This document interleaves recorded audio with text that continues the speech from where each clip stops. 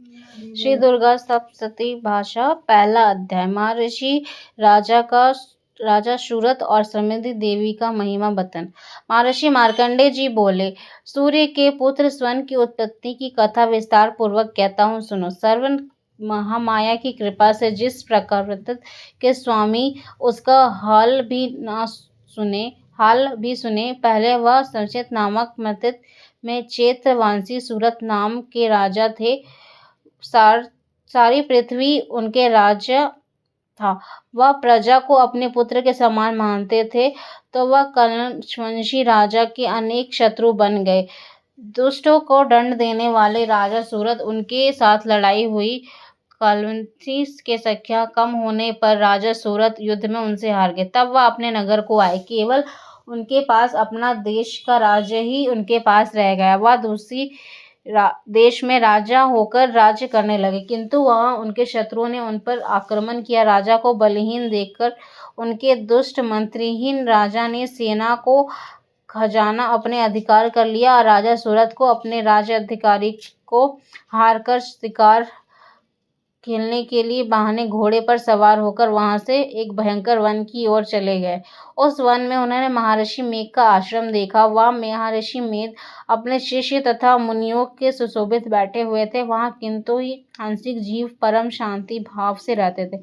राजा सूरत ने महर्षि मेघ को प्रमाणित किया। महर्षि ने उनका उचित सत्कार किया। राजा सूरत ने महर्षि आश्रम में कुछ समय तक ठहरे। अपने नगर की ममता आकर्षित से राजा अपने मन में लोचन पूर्व काल में पूर्व जन्म में नागर का पालन किया, वह आज मेरे हाथ से निकल गया। मेरी दुष्ट एवं दुर्गात्मक मंत्रहीन नगर मेरे अब धर्म की रक्षा कर रहे होंगे कि नहीं, या मेरे प्रधान हाथी जो सदा एक मंद वर्ष में रहने वाली सुरेश्वरी तथा मेरे वीरेंद्र वंश में होकर क्या दुख भोग रहे होंगे। मेरी आज्ञाकारी नौकर जो मेरी कृपा से धन और भोजन वह सदैव पाते थे, वह सुखी होंगे, या मेरे पीछे पीछे चलते थे, वह अब निश्चय ही दुष्ट राजाओं के अनुसार करते होंगे। तब मेरी दुष्ट एवं दुर्मत मुख्यमंत्री व्यर्थ ही धन को व्यय करने में सूचित किया हुआ और मेरे खजाना एक अवश्य खाली हो जाएगा। इस प्रकार की बहुत सी बातों को सोचते हुए राजा निरंतर दुखी रहने लगा। एक दिन राजा सूरत ने महर्षि मेघ के आश्रम में निकट वैश्य को देखा। राजा ने उससे पूछा, भाई तुम कौन हो? तुम्हारा यहाँ आने का कारण क्या है और तुम मुझे शीघ्र अनिकट में दिखाई होते हो, इसके कारण क्या है? राजा को यह नम्र वचन सुनकर अपने वैश्य महासूरत को प्रणाम करते हुए वैश्य बोले, राजन मेरा नाम सुमित है। मैं धनियों के कुल में उत्पन्न एक वैश्य हूँ। मेरे दुष्ट स्त्री पुत्र ने लोभ में मेरे सब धन छीन लिया और मुझे घर से निकाल दिया। मैं इस तरह से दुखी होकर वन में चला आया हूँ और यहाँ रहता हूँ। मैं इस बात को कभी नहीं जानता कि अब घर में इस समय कुशल है कि नहीं, या अपने परिवार का आचरण संबंधित कोई समाचार भी नहीं पा सकता। वह घर में इस समय कुशलता पूर्वक होंगे कि नहीं, या मैं अपने पुत्रों के संबंधित या नहीं जानता कि वह सदाचारी है या दुराचारी में फंसे हुए। राजा बोले, जिस धन के लोभ में स्त्री पुत्र ने तुम्हें घर से निकाल दिया, फिर भी तुम्हें उनकी इतनी चिंता है, इतनी प्रेम करते हो तुम उनसे। वैश्य ने कहा, मेरे भविष्य में आपका कहना ठीक है, किंतु मेरा मन इतना कठोर यद्यपि नहीं है। उन्होंने धन के लोभ में पकड़ के वृत्ति को त्याग कर मुझे घर से निकाल तो दिया, तब भी मेरा मन उनके लिए कठोर नहीं होता। ये ममता मेरे मन में फिर भी उनमें फंसा रहता है। इस बात से जानता हुआ कि मैं यह भी नहीं जानता कि वह मेरे चित्त अनोख दुखी है, मैं उनके लिए लंबी लंबी सांसें ले रहा हूँ। उन लोगों के प्रेम को यह नहीं है, फिर भी ऐसे स्नेहीन के कल्याण मेरे हृदय को कठोर नहीं होता। महर्षि मार्कंडेय जी ने कहा है, ब्रह्मा। इसके पश्चात महाराज सूरत ने वह वैश्य को दोनों महर्षि के मेघ के समीप गए, उनके साथ युष्मत का ध्यान सब्र करने के लिए अथवा सर्व राजा की ओर बोले, हे भगवान, आपसे मैं एक बात पूछना चाहता हूँ, आप कृपा करके मुझे बताइए। मेरे अर्धांगिनी नहीं है, इसमें इससे बहुत दुखी हूँ। राजा अधिक की चिंता को भी यह बात मेरे ममता के अज्ञानों के बढ़ती हुई रहती है, जो यह समीप नामक वैश्य को भी अपने घर में उत्पन्न होकर या अज्ञात सार्वजनिक को भी त्याग दे, हे सार्वजनिक को त्यागे हुए भी उनके हृदय पूर्वक में रहते। इस तरह हम दोनों दुखी है।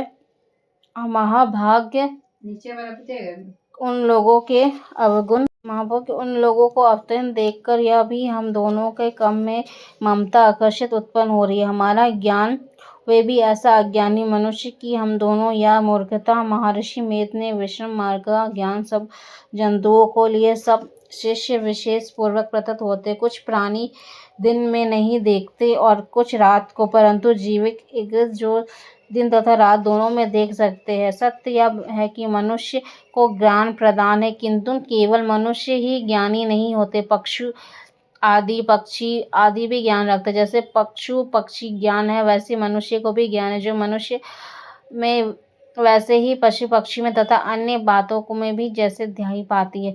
ज्ञान होने पर भी पक्षियां उन्हें देखते हैं। अपने भूख में पीड़ित बच्चों को चोंच में कितने प्रेम से अन्न डालते हैं। हे राजन, ऐसे ही प्रेम पूर्वक मनुष्य अपने संतानों के प्रति पाया जाता है। लोभ के कारण अपने उपकार बदल पाने के लिए मनुष्य की इच्छा करती है कि इस प्रकार मोह में घिरे हुए करते। भगवान श्री हरि ने जो माया है उसी यह संसार में मोहित हो रहा है। इसमें आश्चर्य की कोई बात नहीं, क्योंकि वह भगवान विष्णु की योग निद्रा है। यह माया है तो जिससे संस्कार मोह को जकड़ा हुआ है। यही मोह माया भगवती देवी योनियों की चिंता को बलपूर्वक खींचकर मोह में डालता है और उसी के द्वार पर समूत जगत की उत्पत्ति होती है।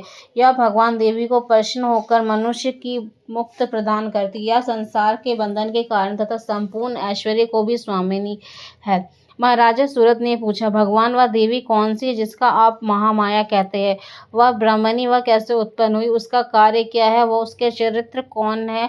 प्रभु उसका जैसा प्रभाव है, जैसा स्वरूप है, वह सब कृपा करके मुझे कहिए, आपसे सुनना चाहता हूँ। महर्षि मेध ने बोला, वह देवी नित्य स्वरूप है, उसका द्वारा इस संसार में रचा गया है, तब वह उसकी उत्पत्ति अनेक प्रकार से होती है, वह आप मुझे सुनाइए। वह देवताओं का कार्य सिद्ध करने के लिए प्रकट होती है, वह उस समय वह उत्पन्न कहलाती है। संसार में जो जल माया करके भगवान विष्णु योग निद्रा का आश्रय लेकर शीर्ष पर सो रहे थे, तब मधुकौटुभ नाम का 2 असुर उनके कानों के बल से प्रकट हुआ। वह श्री ब्रह्मा जी को मारने के लिए तैयार हो गए। श्री ब्रह्मा जी ने जब उन दोनों को अपनी ओर आता देखा, तब वह भगवान विष्णु की योग निद्रा को अवश्य लेकर सो रहे थे। तब वह उसी समय भगवान को जगाने के लिए उनके नेत्र के निवास करने वाली योग निद्रा को स्तुति करने लगे। श्री ब्रह्मा जी ने कहा, हे देवी, तुम ही स्वाहा, तुम ही स्वधा और तुम ही वृक्ष हो। स्वरूप भी तुम्हारा ही स्वरूप है और तुम ही जीवन देने वाली सुधा हो। नित्य अक्षर प्रभाव में आकर मकर इन तीनों में माताओं के स्वरूप तुम ही स्थिति हो। इनके अतिरिक्त जो वृत्त पत्र अत्र है, जिसके विशेष स्वरूप से उत्पन्न नहीं की जाती, हे देवी, वह तो भी तुम हो। हे देवी, संध्या, सावित्री तथा परमजनी तुम ही हो। तुम इस विश्व को धारण करने वाली हो। तुम इस संसार की जगत की रचना की है। तुम ही इस जगत का पालन करने वाली हो। तुम ही कल्प अतः सब को भक्षण करने वाली हो। जगत की उत्पत्ति के समय तुम दृष्टि स्वरूप का पालन, काल में स्थित स्वरूप और कल्प अंतर संहार धारण कर लेते। तुम ही महाविद्या, महामाया, महामूढ़, महारात्रि और ऐश्वर्य हो। ब्रह्म स्वरूप बुद्धि तुम ही हो। लज्जा, पुष्टि, दृष्टि, शांति और क्षमा भी तुम ही हो। तुम गंड धारिणी, शूल धारिणी, घोर स्वरूप तथा गद्र, चक्र, शंख और धनुष धारण करने वाली ब्रह्मा, वृषवरी और प्रत्यंत का या तुम्हारे अत्र है। तुम सदैव और सौम्यत्व या नहीं बल्कि जानती। तुम सौम्य की सुंदर वस्तुओं को इस संसार में सबसे बड़ा अधिक सुंदर तुम हो, पर तुम पर आपसे सबसे होने वाला सुंदर तुम ही हो। स्वरूप देवी, जो शस्त्र अस्त्र प्रदान में शक्ति है, वह तुम ही हो। ऐसे स्वर्ष में भली तुम्हारा स्तुति कौन कर सकता है? इस संसार की सृष्टि का पालन करने से संसार करने वाला जो भगवान, उनकी जब वह तुम्हें निद्र के विश्व पूर्ति कर दिया है, तब भी वह तुम्हारी स्तुति कौन कर सकता है? तुम मुझे भगवान विष्णु तथा भगवान शंकर के धरिन को धारण करने वाले तुम ही हो। तुम्हारी स्तुति करने से शक्ति किसमें है? ए देवी, तुम जो अपने इन उद्धारों का प्रभाव करने में प्रसन्न हो। मधुकौटुभ को भयंकर असुर है, इन्हें तो मोह में डालकर और श्री भगवान हरि को जल्दी जगा दो। मैं उनको उसको इनको मार डालने की बुद्धि उत्पन्न कर दो। महर्षि मेध बोले, हे राजन, जब ब्रह्मा जी देवी की इस प्रकार स्तुति करें तो भगवान को जगाने तथा मधुकौटुक को मारने के लिए वह भगवान विष्णु को नेत्र, मुख, नासिक, बाहों, हृदय और वक्षस्थ से निकाल कर ब्रह्मा जी के सामने खड़े हो गए। उनके ऐसे करने से भगवान श्री हरि तुरंत ही उठ गए और असुरों को देखकर उतने ही बलवीन पराक्रमी थे जितने क्रोध में उनके नेत्र लाल हो गए। ऐसा करने से तथा श्री हरि जाग उठे और तुरंत ही क्रोध में अत्यंत ही बलवान तथा पराक्रमी, क्रोध में जिनके नेत्र लाल हो गए और ब्रह्मा जी का वध करने के लिए तैयार थे, तब क्रोध में उन दोनों का द्वैत असुर भगवान श्री हरि पूरे 5000 वर्ष तक उनसे लड़ाई करते रहे।